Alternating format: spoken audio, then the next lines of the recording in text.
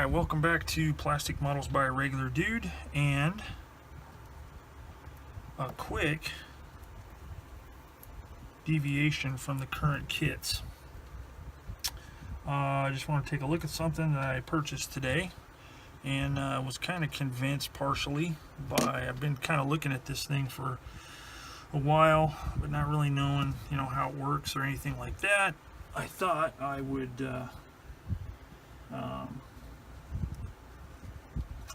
take a look at it, but one of the channels that I watch, Making Models, Carl,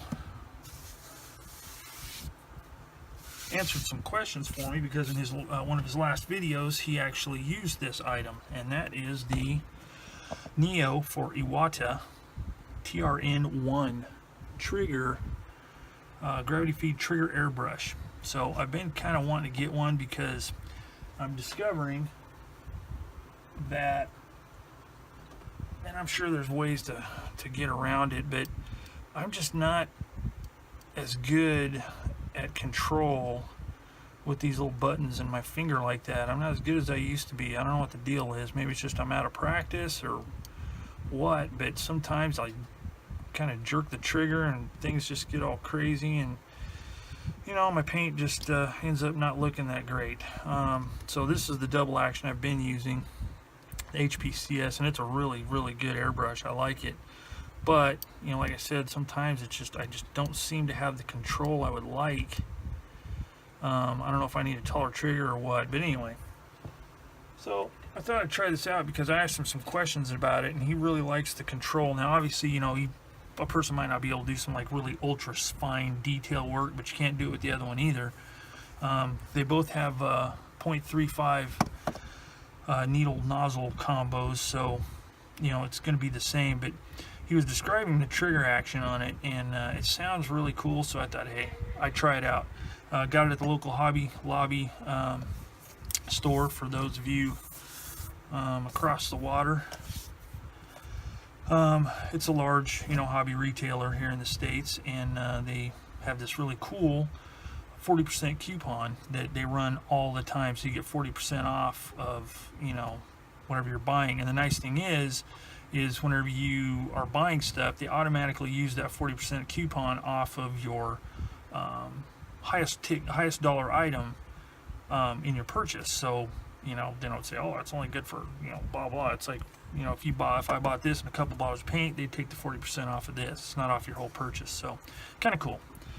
So I figured it was worth the risk. So I'm going to chop this thing open here real quick. I'm not going to do some crazy review or anything. I'm just going to kind of open it up just for my own sake and take a look at it, while you people are eyeballing it. Now here's an interesting story. I actually bought one of these on last week. Got it home, took it out, and was looking at it, and there's like some big old fingerprints on it, and I popped the cap off, and there was like fluid residue inside, like splatter marks, and I thought, that's kind of weird. And the needle stop back here was feeling real kind of gritty and weird. I thought, man, that's kind of strange. So I'm looking at it, just looked really dirty and stuff, and so I was looking at it, just looking at the tip, I thought, uh-oh, it looks like the tip's bent. So I took the cap off the end, and the little nozzle that these have was busted completely off. So somebody must have dropped it or something, because I put the broken part back on the bent needle, screwed it all back together, put it back in the box. So they obviously didn't catch it at the old Hobby Lobby, and it got back on the shelf, so I had to take it back. And we're getting another one on Monday, so the bloke gave me a call, and here we are. So just some things about it that are kind of cool. I mean, all it comes with in the box is this little tool for removing the nozzle. Comes with a smaller color cup, which I guess that'd be cool if you needed to use a smaller amount of paint, I guess. I don't know.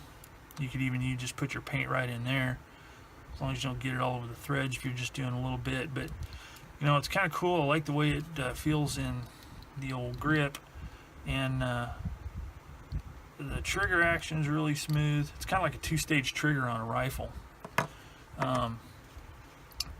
pick up the slack, you feel it hit, so I guess you're getting air at that point, and then you slowly pull back and it starts giving you paint.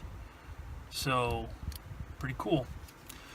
It's got a nice stop in the back there, so you know, like if you're wanting to make sure you don't blow out too much paint, you can screw this in and it stops your trigger at a certain point, so you can't, like, you know, spray paint all over the place and flood your model or whatever. So anyway, that's it. Kind of stoked, getting ready to try it out on some with some Tamiya paint on the old M10 tank destroyer project. So I'll try it out and kind of let everybody know how it works out. But I'm kind of stoked. It's always cool to get new stuff, even if you don't need it. So to Carl at Making Models, thanks a lot for all the info you gave me on this thing, and for helping me decide to go ahead and buy it. So that's it for now.